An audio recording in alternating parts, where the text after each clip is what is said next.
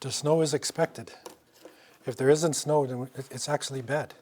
That's true. For this environment. Farmers will suffer. You have to have yeah, it's a cold environment, man. Yeah, the cold we need. And then the moisture. And then the more snow, the more the soil is soaked. Yeah. Otherwise, not a bad crop. Okay, we just wait a couple minutes and see if there's anybody else.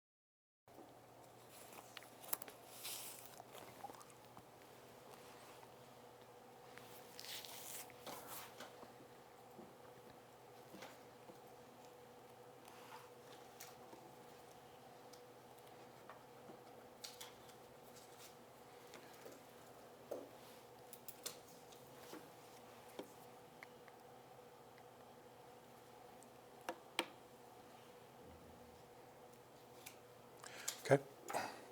Bismillahir Rahmanir Rahim. Alhamdulillahi Rabbil Alameen. Wa usalli wa usallam ala sayyid al-awwaleen wal akhirin. Nabiyyina Muhammadan wa ala alihi wa sahbihi wa barak wa sallam. Assalamu alaikum wa rahmatullahi wa barakatuh. Alhamdulillah, Allah subhanahu wa ta'ala has blessed us with another opportunity to reflect upon a very crucial issue for the Muslim world.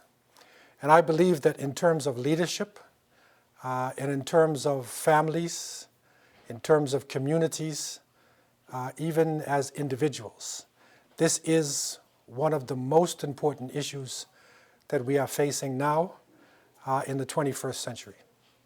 And that issue has to do with change. So change of our status. You can look at change from many different levels.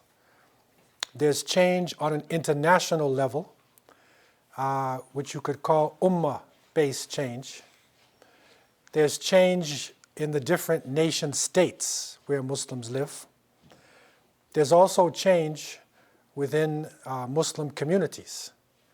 In many cases, you'll find that a type of stagnation has come in. And I can recall vividly being in Cape Town, and in downtown Cape Town, the Muslims were concentrated in the downtown area called the Malay Quarter. And when the apartheid system came in, when the political system of domination of people of color, they forced the Muslims out of the downtown area into the back of the mountains to the lower, worse type of area. And it was forced removal. They literally would come with trucks, and they would put people in the trucks and take them to another area and force them to settle in other areas. And but one thing was a slight problem for the apartheid regime, and that was that the Muslims said clearly, I'll move, but you cannot move the house of Allah. You can't do that. We will fight to the death. So they kept the masjids, and there are 5 or 6 masjids in the downtown area of Cape Town. Around the masjid is now colleges, condominiums, and all types of things, where it used to be a village of Muslims. But the masjid is still there. And in one of the masjids, I sat with the imam, and he said that there was just a few people came for salat that day. And then he said he's been imam for like 45 years. I said, okay, 45 years. And what type of programs do you have? He said, well, we still have little halaqah and whatever. But then, I said to myself, 45 years, you're the imam in one place. Okay, and it's the same programs you had 45 years ago. This is stagnation. Okay, that's not what a masjid is supposed to be. It's supposed to be like the heartbeat of the community. So the different issues, the different challenges faced by the community are reflected in the activities of the masjid. So that if it is stagnated, if it's dead, then it means really that that community in that area is dead. If you go on the other side of the mountain, where the Muslims are, where they were forced to live, one of the blessings of being forced all together is now in those areas Islam is thriving. Now they have schools, they have so many institutions that are over there. They live together in some areas. The area I moved in was 90% Muslims. It's like a mini Islamic state. But the issue that is faced by the Muslims there and everywhere is change. How can we make this move? How can we gain the help of Allah subhanahu wa ta'ala in order to bring about this change? And in terms of change itself, scholars, writers, activists look at it in different ways. So this issue of change, there's a lot of people who have written about this. And I'm bringing together a lot of information for you to give you some cutting edge ideas about this change, because it is impacting us and will impact in the future. We learned clearly in Surah Al-Ra'd, verse 11, إِنَّ اللَّهَ لَا يُغَيِّرُ مَا بِقَوْمٍ حَتَّى يُغَيِّرُ مَا بِأَنفُسِهِمْ. Allah will not change the condition of a people until they change that which is in themselves. So this is one of our clues, one of the key clue about change that we will be returning to as we go on. And the focus of our discussion, for the most part, is concerning Muslims in the West. We're not so much interested or even qualified to deal with the change in the Muslim world because it's very complex, very complicated. But some of the things that I'm going to say to you will have impact on that. You'll be able to, again, see what is needed even in the Islamic areas. And just to review what we looked at in the first session, the concept of change itself, people will use when it comes to deal with a political system, social, economic, whatever, reform or revival. These are two key words that's in here. And reform, as we learn, is to, and this is the Webster Dictionary, to put or change into an improved form or condition. Okay? To amend or improve by change of form, so you change the form of it, or removal of faults or abuses. But the next one now, it says to put an end, they say to an evil, but to put an end to something by enforcing or introducing a better method or course of action. So you change the method completely. That's a reform. So now you will see what happened to the Jewish religion, where they have Orthodox Jews, Reformed Jews, the Christian religion. You'll see now different types of churches and forms of Christianity. This is how generally we're looking at reform. Okay? And 3, of course, to induce or cause to abandon evil ways. Like the person went to jail and he came out, now he's reformed. So that's another way of looking at reform. That's not the one we're looking at. It's more like what number 2 is. Like where you will reform something, you literally are changing its shape. Okay? And that's different than a revival. Okay? And the key hadith in this area that we want to reflect on tonight, again, leading us in, and this, scholars have, there's a lot of reflection on this hadith, right? And the Prophet ﷺ told us, إِنَّ اللَّهَ يَبْعَثْ لِهَذِهِ الْأُمَّةِ عَلَى رَأْسِ كُلِّ مِئَةٍ سَنَةٍ مَنْ يُجَدِّدْ لَهَا دِينَهَا. So verily Allah will raise up for this ummah at the head of every century, or you could say as 100 years, someone who will rejuvenate for them their religion. Okay, so this is an authenticated hadith. It's in the Mishkat al-Masabih, but it has roots, even scholars like Sheikh Nasruddin al-Albani, who is considered one of the great muhaddith people of this century, last century, authenticated this hadith. Okay? So, at the head of every 100 years, and another hadith that said qarn, which could be also not just a century, a generation. Okay, at the head of this period of time, somebody would rejuvenate the religion. Okay, Tajdeed, Mujaddid, it's Tajdeed. Okay, so Tajdeed literally means renewal, rejuvenation, okay, restoration, to restore to how it was prior to the change. You see the difference? Reform is going to change the methodology almost completely. But a revival is to restore how it was prior to the change. See, this is the key point. Another word which is used by scholars is ihya.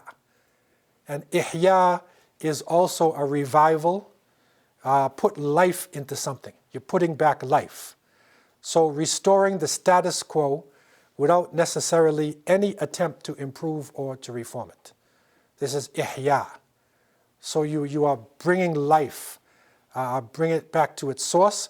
But another word sometimes that comes into this is islah. Okay, so that's another word, islah. Now, islah literally can mean, if you look it up in dictionaries, it will say reform. Okay, and even the negative reform that we're talking about, they could use in Arabic islah, but it also means to repair something, to improve it. So within Tajdeed, in the results of the Tajdeed, there is islah, repair, but not reform. You see? Because if you're just renewing everything just to renew it, that doesn't make sense. There's got to be a purpose, and that is, it's going to be repaired. And this islah comes, you'll see this in many different places. It's also a very important word, islah, and these three can be interchangeable sometimes. But the clearest word for us, which is in the authentic hadith, is tajdeed. So that is the clearest one for us in terms of dealing with the arguments. But sometimes ihya is a very beautiful word because it talks about life, giving life. Okay? Now, in terms of the scholarly definitions of tajdeed, and we'll look at from the early generation, middle generation, and new scholars, that Ibn Shihab az-Zuhri, who died in 724 of the Common Era, 124 years after the Hijrah.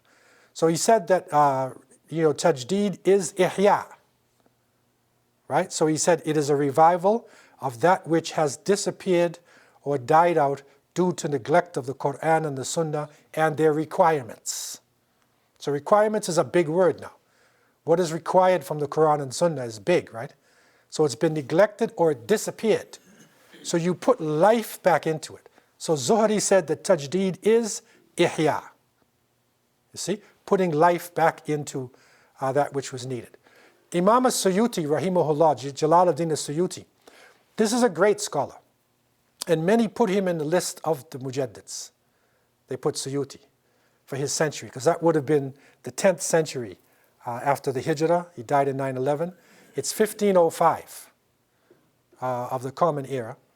And he said, tajdeed in religion means renewal of its guidance, explanation of its truth, as well as eradication of evil innovation, bid'ah, right? And of extremism or laxity in religion.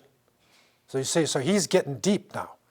He's saying it's going to be renewed, your guidance will come, right? You explain the truth and you eradicate bid'ah. So he's action-oriented, right?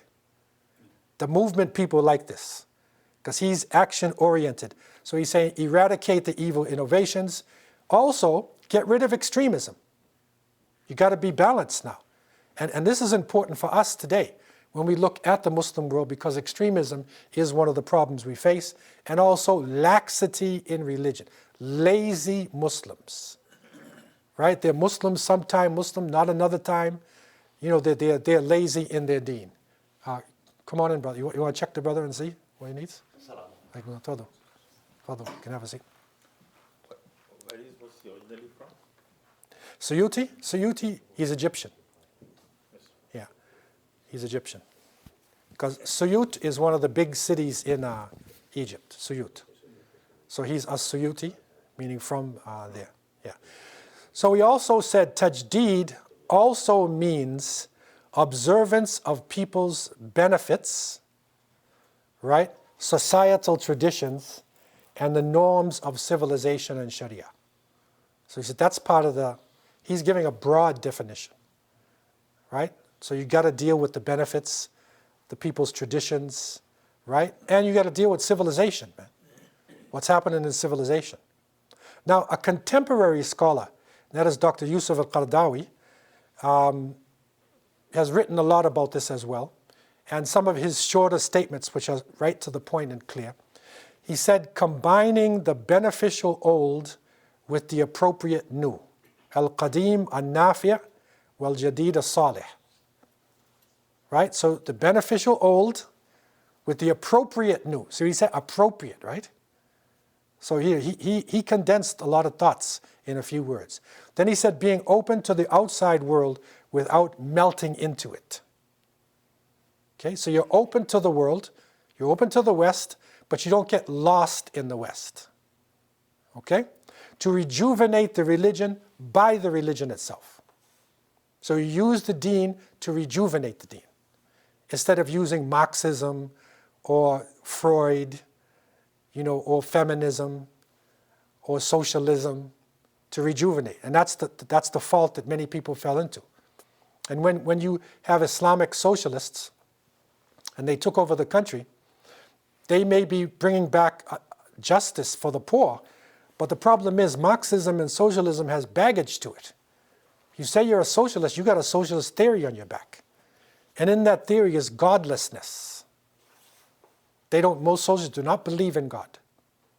If you're a feminist, many Muslim women wanted change, rightfully so, especially in the 20th century, when Muslim countries had stagnated and women lost their rights, so they wanted change. But the problem was they saw the feminist movement in the West fighting for change, and they said, let's become Muslim feminists. Now, you want rights for women, but when you say you're a feminist, you got baggage on your back. Because in feminist theory, they focus more on the individual rights than the family. And some feminists go as far as not even caring about men. They don't want a man at all. They're at war with men. They even believe they come from different planets, different mentalities completely. And that's a problem for a Muslim. So what the Sheikh is saying is, use the religion. You can find within the deen, if you study it, you will find something that you can rejuvenate. But the problem is people don't study into the deen itself to be able to rejuvenate it properly with the deen. Now, to go further now than we were, we want to look at the qualities of the Mujaddid. Okay? Because remember now, it says, إِنَّ اللَّهَ يَبْعَثُ لِهَذِهِ الْأُمَّةِ عَلَى رَأْسِ كُلِّ مِئَةٍ سَنَةٍ مَنْ يُجَدِّدْ لَهَا دِينَهَا. Men, who? Now, every 100 years, now the word men can mean an individual, it could also mean a group, or it could mean a movement. So the Mujaddid does not necessarily have to be an individual. It could be a group of people working simultaneous together. It could be a movement, what we call an Islamic movement. So there's a certain ideology or approach to Islam taken up by people, and they're part of this Tajdeed type of movement. Scholars also showed that you could have more than one Mujaddid in different parts of the world simultaneously. Because the Muslim world is so vast that what happens in the Indo-Pakistani subcontinent may be very much different than what happened in North Africa or West Africa. It's way different culture, although it's Islam, right? So you could have a Mujaddid reviving in West Africa and a Mujaddid reviving in India. Okay, so it doesn't necessarily have to be one person that everybody simultaneously in the Muslim world is following. Okay, so these are different concepts, but now giving you the basis of a lot of discussion on this. What are some of the qualities of a Mujaddid? Okay, because somebody might say, this person's a Mujaddid. You'll hear this being said. What are some of the qualities? Number one, that person should be an excellent Muslim, fully practicing in thought and in attitude. Okay? Two, they should have a thorough and comprehensive grasp of Islam. It's a comprehensive one. So they're not in a narrow madhab. They have to study other schools of thought. They have to have a comprehensive look. If you're talking about Tajdeed now, then you'll see that the people who qualify with this, they study other scholars, not just one madhab, but they go outside of it. Okay? Next, the ability to distinguish Islam from un-Islam, okay, or what is other than Islam. In the finest details, they can distinguish it. Because if you're going to renew, if you're going to take us back, we're in a contemporary period now, and you want to go back to the original. You have to distinguish those issues that are not Islamic. You have to know how to do this, right? It's not everybody can be a Mujaddid. A person could be a great scholar, but they would not be a Mujaddid. Okay? Also, the ability to extract the truth from long established falsehoods. This is deep. Because, and I found this out practically in our community, that most Muslims base their religion on their culture. So it's what my people used to do in my village, or in my city, or we in this part of the world. And sometimes there's falsehoods, things that are wrong that they do, and they just do it. Like I remember in Cape Town, I had a lot of experiences in Cape Town actually, and I remember that the Cape Townians are originally Malay, from Indonesia, Malaysia, and whatever.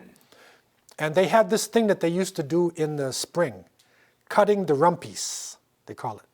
Cutting rumpies. So what they would do is when the spring season came, they would cut from grapefruits and other plants, and the leaves had a nice smell, and then they'd make it into a nice bouquet, and the man would wear it to the mosque. So everybody has this. The sisters cut the rumpies, and the man would bring it and he would wear it on this special day to the masjid. An Indonesian scholar came to Cape Town, and he said, this is a Buddhist tradition. This is Buddhism that we used to practice in Indonesia, right? But the Muslims were so far away from Indonesia, they didn't know the difference, right? So they did it because the people who follow seasons for their religion, right? And so he brought that there, and when he did that, some people get angry, right? And they say, like, my mother used to do that. And he said, well, this is what he said. Are you saying my mother is wrong?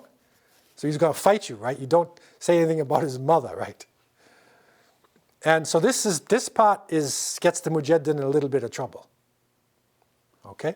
But it's part of the requirement. So the Mujaddid needs a clear mind, penetrating vision, right? Unbiased, straight thinking. He's not biased. He doesn't care about those Pakistanis or those Arabs or those Turks. No bias, right? Clear, straight thinking. The ability to see the right path, clear of all extremes, and he keeps balance. So he stays on the straight path in his thinking, and he's balanced, right? It's very important for a Mujaddid. The ability to think independently of contemporary and century-old social and other prejudices, right? Independent thinker. Now, here, the courage to fight against the evils of the time. The Mujaddid has to have courage because he's going to fight against whatever the evils are. And this is where the scholars look at the type of scholarly Mujaddid, and that is competency in ijtihad and the work of reconstruction. Ijtihad is the ability to make a religious decision right? Based on that takes a lot to be a mujtahid. You have to have a comprehensive knowledge of the deen and the ability to make the decisions in the particular time zone or environment that you're in. Okay? And then, you see what he says? And the work of reconstruction. To reconstruct. Okay? Now, there's some misconceptions about a Mujaddid.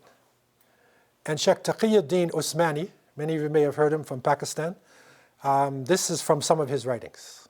Very, very interesting points that he made, because Pakistan had a lot of Mujaddids running around, and Mahdis, and they had a lot of things over there. So this is some of his writings. This is important. He said a Mujaddid is not a formal designation, like a prophet and a messenger.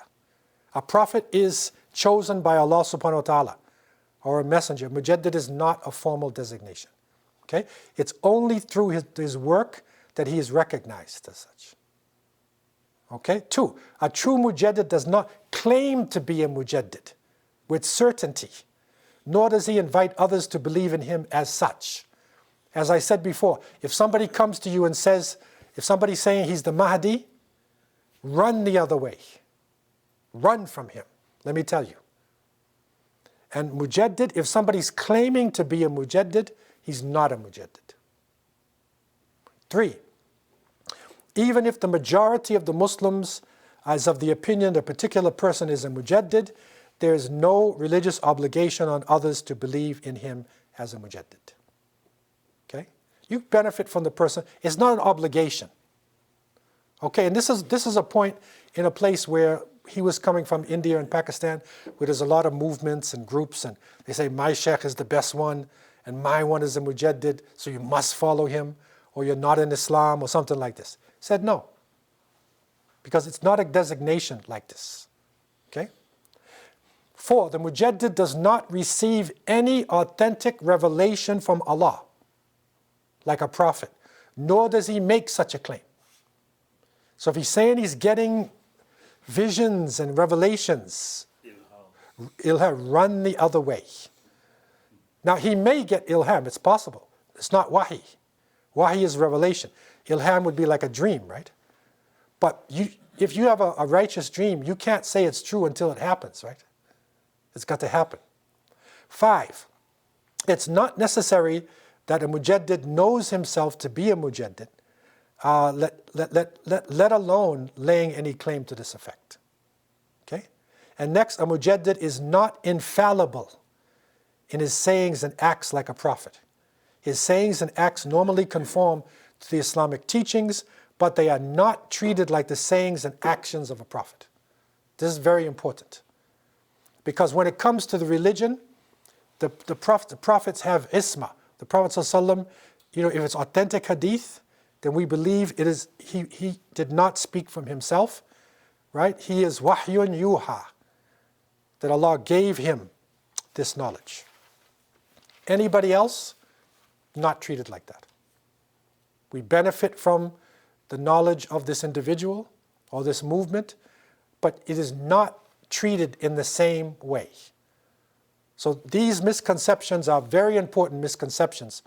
Of course, for those who are looking at Tajdeed on the level of, ummah, the ummah and this individual who will rise up, this is a certain level, which we are actually in need of today, by the way.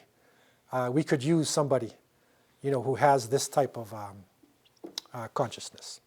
Now, the concept of, remember the hadith, that this Mujaddid would come at the head of every 100 years, or a century, right?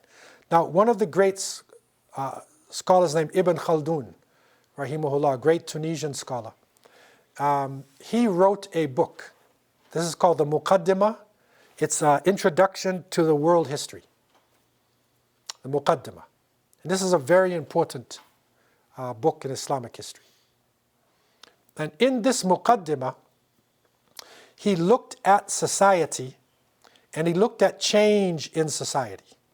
Now, Ibn Khaldun is actually called and recognized even today as the father of sociology. Because sociology is the study of interactions of people. So he, as a historian, for the first time, didn't just look at history like string all these dates together. He looked at the relationship of people to each other and what comes out of it. And Ibn Khaldun has got a cyclical theory. He has a theory of a cycle. And he said the Muslim Ummah, and even all nations, sort of go through this cyclical change.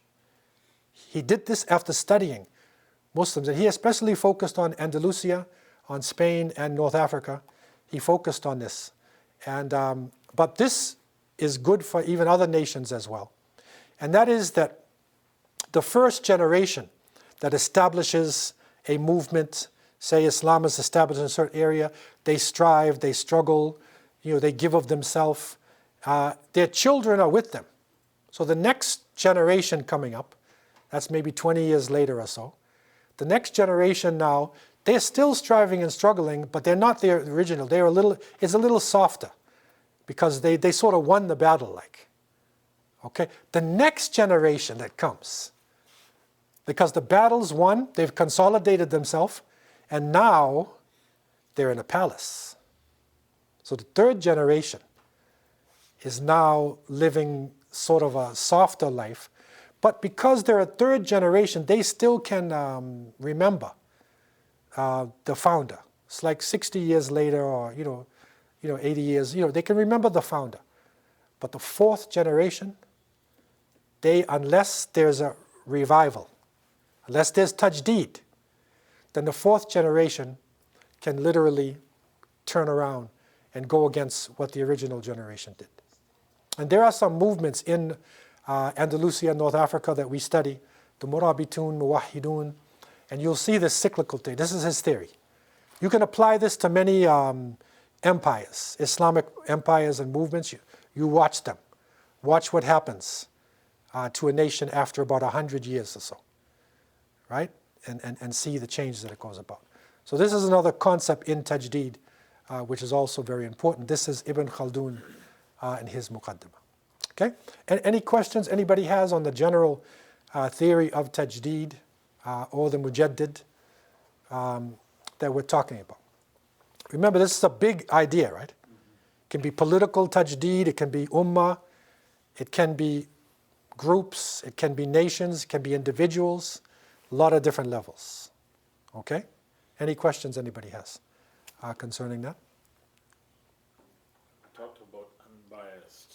That's one thing that is really a crucial issue in our community, where the mosques are based on culture, masajid are based on the nations they come from. That's right. And the language they speak. So instead of a culminated community, it's divided community now. And this is why it's important to go back to the Jamia Masjid. And the Jamia is where everybody comes. And it was okay. I mean, I remember the Jami Mosque, when we were in the Jami Mosque in Bowstead. And mashallah, we had our problems and everything, but somebody came back to me and he said, brother, those were the golden ages of Islam in Toronto. Why is it the golden age? Like, why would he say this? Not because we were doing anything, I think, that special, because we had a lot of problems, right? But everybody was together. So we had all schools of thought, all movements. Everybody was in the same masjid. Okay, and so, and we were learning how to tolerate each other. How to pray, a Hanafi, how to pray with a Shafi. The person can say, he's being taught that, did the Prophet ﷺ, how did he pray? People were stuck in their madhabs. So then the person says, Wala Da'leen, the Imam says, and the Hanafi says, Ameen to himself, right? But the Shafi says, Ameen. Okay, so now that might make the person uncomfortable, right? I was in a masjid one time in the Caribbean, I won't say which country, and the Imam was beautiful. And he said, Wala Da'leen, and I said, Ameen. I was the only person in the mosque. When they finished, they said, Assalamu alaikum. They said, where's that shaitan? Where is he? Right? And so they came toward me and said, here he is. I said, get Bukhari hadith. And they got Bukhari hadith, and I showed them how the Sahaba said Ameen so loud, it shook the building. And they said, Astaghfirullah. Like, we didn't know this. Our teacher didn't teach us that. Right? So, in the Jami Mosque, what was happening were Hanafis would say Ameen out loud. Or they wouldn't feel bad because somebody next to them said Ameen out loud. Because they knew that it was Sunnah. You see? So that is unbiased teachings. Okay, all these arguments, what's Salat is better, which one, who's the biggest Imam, whatever. A scholar like Yusuf Qaradawi, other people, they had a big argument, and he said, you know what the answer is? The Prophet ﷺ said, Sallu kama ra'aytumuni usalli. Pray as you have seen me pray. That's all he said. He didn't say pray according to that Imam or that Imam. He said pray as you have seen me pray. So that if somebody is praying like the Prophet ﷺ prayed, that's authentic. If the person follows a certain Imam who takes from the Prophet, that's authentic. But we don't need to get, agitated with each other or have hatred, and the Mujaddid is the one who will take us back to Sallu kama ra'aytumuni usalli. Right? The Mujaddid renews the faith, and everybody has a breath of fresh air. The Andalusian jurist, Ibrahim al-Shatibi, he's a famous scholar, faqih. He observed, he was talking about this hadith, about the Tajdeed hadith, and he said, this hadith contains a positive message, and it is concerned with the common good and benefit of the ummah, generally. So he said, it has, that hadith, positive. Maslaha.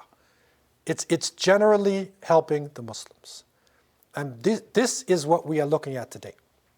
And I believe, again, that this is cutting edge. This is cutting edge. And after being in the field for a long time, I went through the different lectures and talks and khutbahs to see, if there's anything happening. And I realized that there were certain hadith that were repeating themselves over and over again. And so I took them, and I'm just a product of my circumstance, right? Because I would try to gear my talk in the communities based on their issues. What's happening in this community? What's going on? So I try to gear my talk based on the issues, right? So now all these issue-oriented talks, okay, I put them together into a 40 hadith, right? And these hadiths, you will see, and Allah knows best, that most of the talks that you run into, you're going to see one of these hadiths in it. It's unbelievable. I was watching a Turkish movie on Abdul Hamid.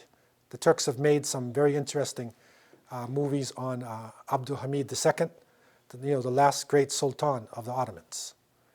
And he was under a lot of difficulty, and he went to his sheikh, and the sheikh told him a hadith, and I was sitting there shocked. It was one of the ones in this book here. This is Ottomans, right? This is an Ottoman sheikh, right? Way back, right? But the issue that he was facing with the West and the problems, it is reflected. There are certain traditions, and that's the great beauty of the Prophet ﷺ and his traditions, that they can literally benefit us at other points in time. So the 40 hadith now is a methodology. And we, inshallah, for the next few weeks as we go into the spring, we're going to be looking at this methodology. And anybody who cannot make it, it's very cold today and people can't make it, anywhere you join on into the class is going to be like you just started the class. Because each one of these sections can stand by itself. They're all issue-oriented things. They're the issues we face as Muslims. So what I'm talking about, the greater part of this change is an individual change. It's more of a family, maybe a community type of change. That's what we face in the West. Some of these hadith can be applied to the whole Muslim world. But for the most part, we're looking at, remember what Allah said, He will not change the conditions of a people till they change that which is in themselves. Okay? So it's got to begin on the inside. And the beginning of the 40 hadith set here, and this is done on the system of Imam al-Nawawi. Imam al-Nawawi's famous 40 hadith, right? But this is not the 40 hadith of Imam al-Nawawi. But there's a system how he set it up, right? So that you can easily be able to digest it, right? And you'll have a matan, you'll have a base structure, and you can build off the structure. So it's based on that. And all of the 40 hadith books, because there's one done by Ibn Hajar al-Asqalani, another one al-Mundiri, there's a number of these hadith books done by scholars, right? They all begin how Imam al-Nawawi began. This is part of his system. And this is hadith number 1. There's different versions of this hadith, but this one I took an abbreviated one, and this is Umar ibn Khattab reported that the Messenger of Allah said, إِنَّمَا الْأَعْمَالُ بِالنِّيَّاتِ وَإِنَّمَا لِكُلِّ امْرِئٍ مَّا نَوَى فَمَنْ كَانَتْ هِجْرَتُهُ إِلَى الدُّنْيَا يُصِيبُهَا أَوْ إِلَى امْرَأَةٍ يَنْكِحُهَا فَهِجْرَتُهُ إِلَى مَا هَاجَرَ إِلَيْهِ مُتَّفَقٌ عَلَيْهِ. So you might have heard this hadith that said, إِنَّمَا الْأَعْمَالُ بِالنِّيَّاتِ وَإِنَّمَا لِكُلِّ امْرِئٍ مَّا نَوَى. Right? And some hadith says, فَمَنْ كَانَتْ هِجْرَتُهُ إِلَى اللَّهِ وَرَسُولِهِ فَهِجْرَتُهُ إِلَى اللَّهِ وَرَسُولِهِ. So in other words, verily, surely your actions are based on intentions, and surely every person will get what he intends. Okay? So this is the difference in some of the reports. They're all basically the same. Some say that whoever's migration is to Allah and His Messenger, it is for Allah and His Messenger. Then the second part, it says, whoever has migrated to achieve a worldly goal or in order to get married, then his migration will be exactly for what he intends. And that is important for us here in the West. It's very, very important. The niyyah. What is your intention? And I can remember vividly being in a conference here in Canada, and there was Sheikh Jafar Sheikh Idris, who was a famous Sudanese scholar, who was in Washington. He's in the Sudan, but great scholar. And it was a huge conference. And he gave his talk, and he was looking at the position of Muslims in the West.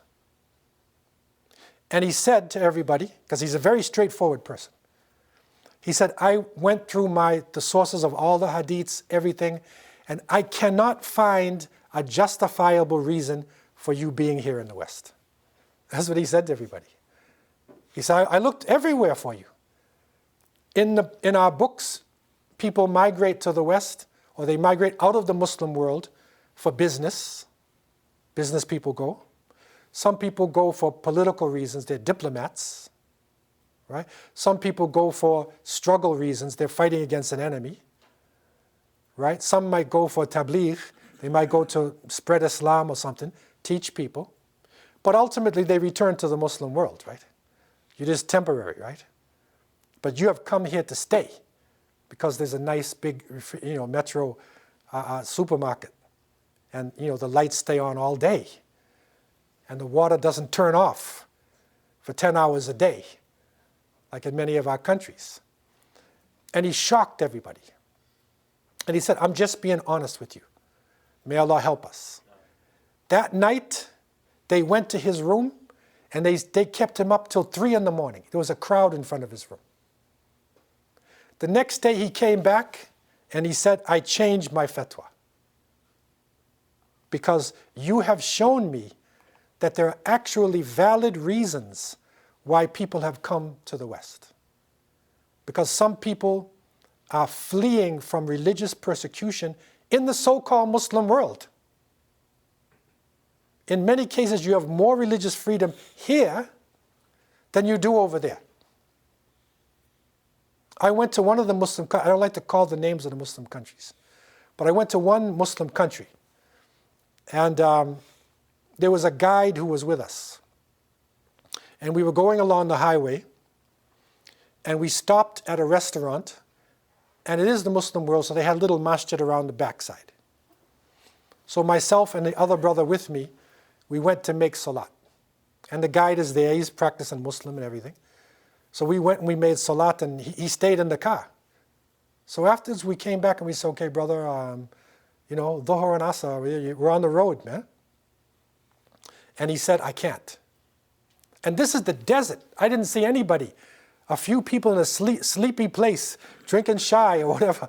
He said, but he was afraid that somebody would see him praying with us, with beards, and they would tell the secret police, and they would put him in jail. He was so terrorized, he wouldn't even go around this back of the thing and make salat with us. This is a Muslim country, which I can say, alhamdulillah, now has changed. But at that point, which is like, 15 years ago, so other people have migrated out of the Muslim world because of horrific warfare, where their life, their family is being destroyed, everything ruined, and they had to run to save themselves. Okay, so Sheikh Jafar then said, I changed my fatwa. If your intention, you should make your intention to be iqamat ad-din, that you will establish the religion, right? If you have this idea of establishing the religion in yourself and in your family, right? Then you have a valid reason for being here. In other words, if your reason is, as the hadith says, because you wanted to marry a Canadian girl, or you wanted to get a job in a big corporation, if that's what your intention is, that's what the hadith says, that's all you're going to get. So your hijrah is useless. Your migration is useless. There's no blessing from Allah subhanahu wa ta'ala. So in other words, many people did migrate here for some of these reasons, but Allah is merciful, and you can change your intention. Right? So change your intention that you want to establish the deen, establish the religion in your life. You want to establish it in the lives of your children, right? And you will do something to help the community. You will do something for the religion. That's part of your intention. There's nothing wrong with living in a peaceful country that has good conditions. That's okay. But that should not be the only reason why we're here. Okay? So this is the way Imam an-Nawawi starts his book. And everybody starts the same way. Because it is crucial. It is a crucial issue. Niyyah is essential. Okay? So this is the beginning. Hadith, okay, I'll open the floor for question when we go from different hadith. Now. Was it referring to the hijrah from Mecca to Medina, or is it hijrah in general? But, was it the Prophet was referring to that hijrah from Mecca to Medina in the hadith at this time? From what we understand, it is in general. Yeah. Of course, that was the great hijrah. That was there, but it is in general because some people made hijrah to Ethiopia. They made hijrah before Medina, right? They went to Ethiopia. It was 2 times they went over there. So it is in general the concept of, migration. This hadith comes more into action nowadays because there is more movement of people. That's right. And we need to know what our intention is. That's right. And many people move, they may feel like they're even refugees, and we all move for a certain reason. Just about everybody came here for a certain reason. I came here myself. I'm not from Canada, I'm from the United States. So everybody comes from different places, to a sanctuary like Canada, right? But what's the intention of coming here? It may initially be just to escape the fighting, to escape the drought, right? To escape ignorance. But it has to change. We have to be able to, and that's the concept of Tajdeed, right? That you renew yourself. You see it? You renew, you put life into yourself. So maybe for a period of time, you had the wrong hijrah, you make Tajdeed of your niyyah. You see it? You renew your intentions. So this is a really important concept for us. And that's the reason why I believe, or part of the reason why, after the mercy of Allah, why this ummah has lasted so long. Because otherwise, with all the attacks that have been on the Muslim world, they should be writing about us in history books. After the Mongols hit us, we were not supposed to be left alive. After the Crusaders came on us, over and over and over and over and over again, destroying everything to the last outpost on Turkey, the Ottoman Empire, the last outpost, and then even abolishing the Khilafat. They abolished our leader, right? But still, we're the fastest growing religion in the world. Up until now. It's a headless body, it's a chicken like running around without its head, but it's alive. Okay, so this is a really important way to start. It's a real number one. It's number one, because niyyah is the important thing of everything, right? Is your niyyah. In your prayers, your fasting, your zakat, everything you do, you have to make niyyah. Right? So it's the important part of our tajdeed, also that we do it for Allah subhanahu wa ta'ala. People may come for a better life and stuff like that, but if they start serving the community, serving Islam, obviously the intention has changed. Yeah. So it is for the supporting and working with for Islam. Yeah. And we have stories, and this is what Sheikh Jafar also learned when he was speaking to the people, is that there were some people who came here not practicing Islam, and after a while they started practicing Islam. Here. Because for the first time, they had to say to themselves, I'm a Muslim. What is a Muslim? Because when everybody else is a Muslim around you, you don't even ask. You just do the salat like everybody, you fast like whatever. But now you're in a place where there's Christians, Buddhists, people with no religion, people who hate religion, atheists. Now, you say you're a Muslim? What is a Muslim? Somebody's going to ask you. And if you don't know, then you're forced to do research. And that research is actually a blessing. So the person does the research and then reads the life of Prophet Muhammad ﷺ and falls in love with him. Reads the Quran for the first time for the meaning. Instead of just listening to Taraweeh prayer, like a parrot. Brrr. Now he reads it, the explanation, and now knows what it says for the first time. So that person, in a sense, you can say, takes another shahada. They renew their deen, maybe at 25 years old. Maybe at 35 years old, he renews his religion. Maybe she never used to cover up at all. And she comes here and now she puts on hijab. And the strange thing is they may go back to their country, right? And when they go back, they're practicing Islam, and everybody looks at them and says, what happened to you? You're Canadian, man. You're supposed to come here with, like looking cool, man, with your hair flipped up and, whatever, and now you got a beard and you want to go to Fajr. What is this? You're supposed to look good. I was on a plane one time flying to the Caribbean, and I looked at this girl, this sister, and I looked and there was something different about her. And her eyes were like blue, but she doesn't have blue eyes, man.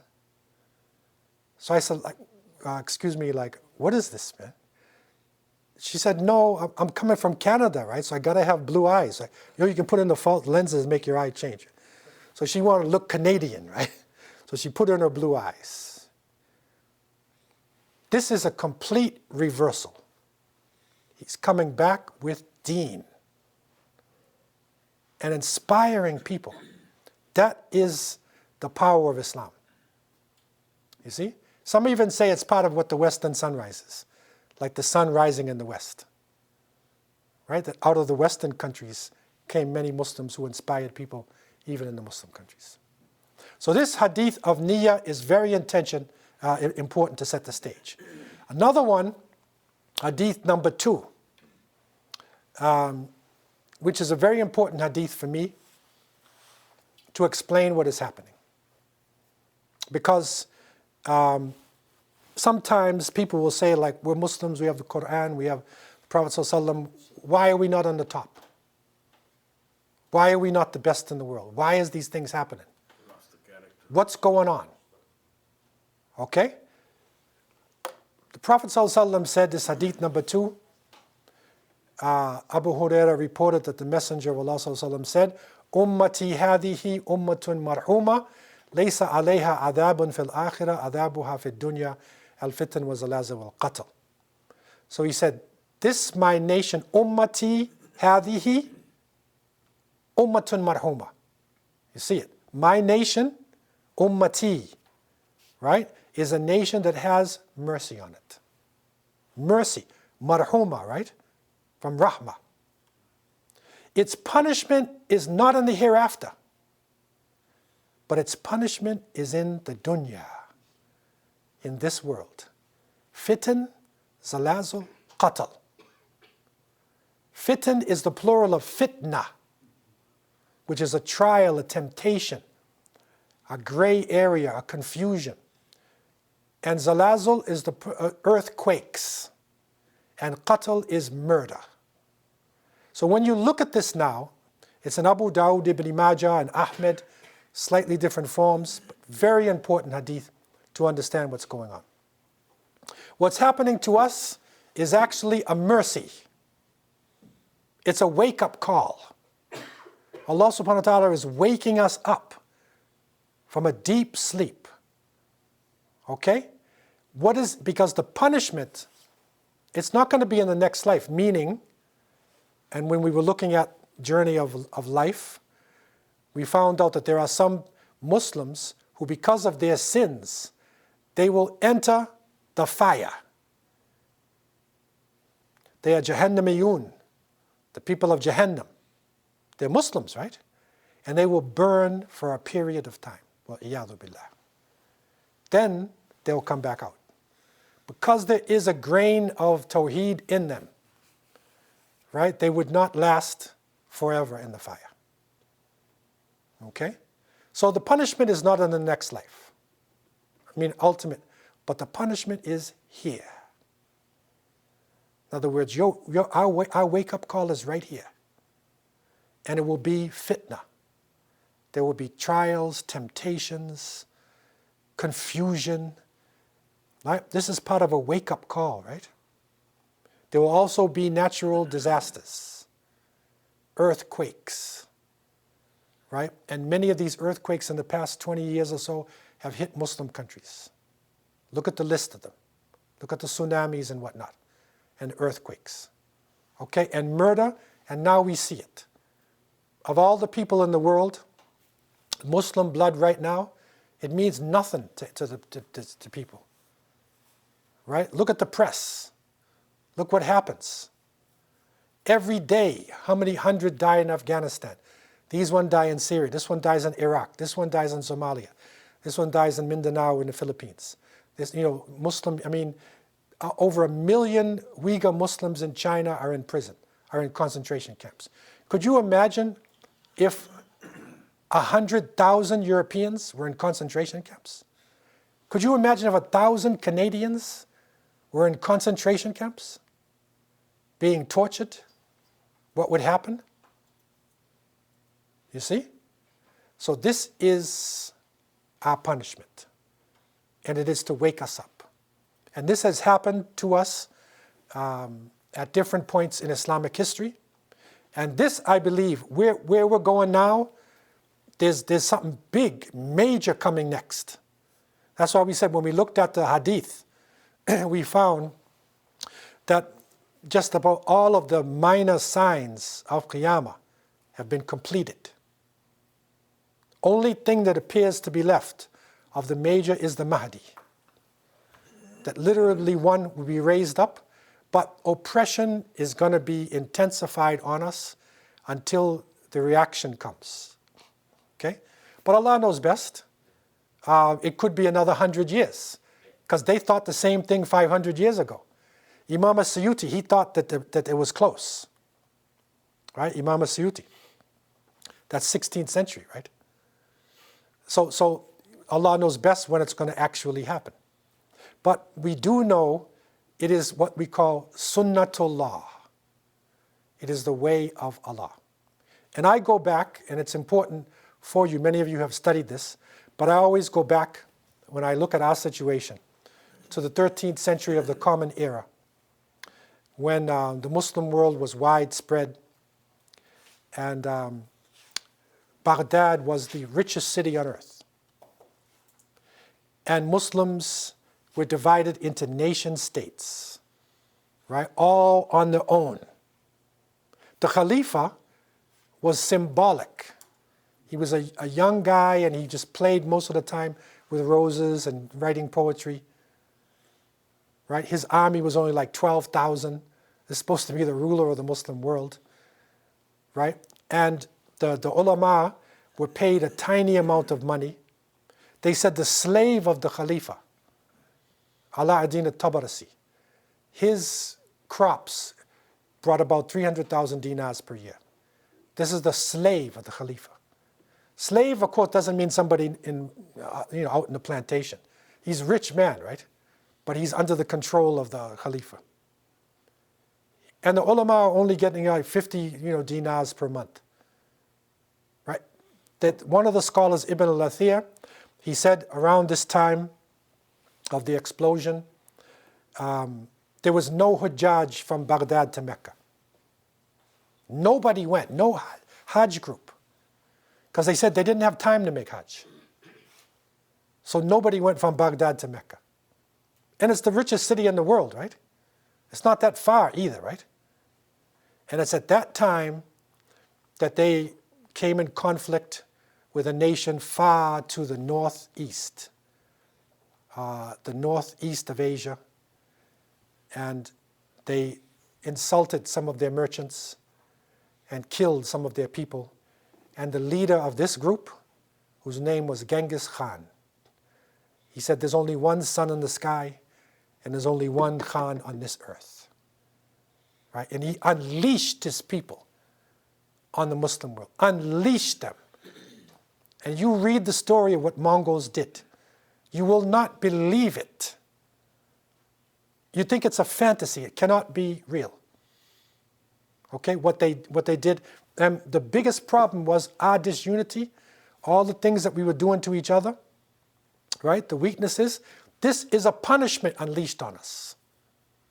Serious punishment. And his forces continued going through, killing hundreds and thousands of people, right? Moving from city to city. And when he came to Baghdad, and the writer is reporting that they surrounded Baghdad, and the Khalifa was listening to his favorite belly dancer. So she was dancing, and he was enjoying it, right? And they shot an arrow, and it went through the curtains in the Khalifa's castle, and it killed his belly dancer. This is in a report. Okay? Now, what would you do? He said, take her out of there, get me another belly dancer. This is a state of insanity, right? Your city is surrounded like that. It's total insanity. It's like somebody on drugs, right? And the Mongols, as you know, destroyed Baghdad, killed millions, destroyed the books.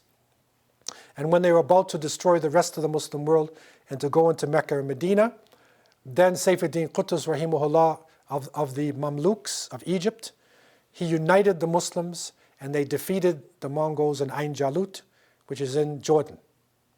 They defeated them there. They were on their way to Mecca and Medina. They defeated them, and they drove them back. And some of the Mongols, when they saw Muslims standing up, they started taking Shahada and becoming Muslim. Right? And then Islam spread amongst even the Mongols. They became the Mughals of India, right? And it started to spread. And that period of time under the Mamluks is one of the golden ages of Islamic literature. Many of the scholars, Ibn Kathir and, Fathul Bari, many scholars, many of the books is in Mamluk period. Right after the destruction, right? It was a golden age. Okay, so this is a reality. And as we go into the methodology of Tajdeed, we need to reflect on our situation. When we have the context is important, then we understand the need for change. So this is how we will approach our subject. We will reflect upon what is happening in the Muslim world, and then we will find the methodology of change. How do we bring about the change within ourselves, and the change within our families, and the change within our nation? I want to open up the floor for any final questions that anybody has concerning Tajdeed. Floor is open for any questions. So this text here, 40 hadith, they are available here. They're $15 online, and here just for $10.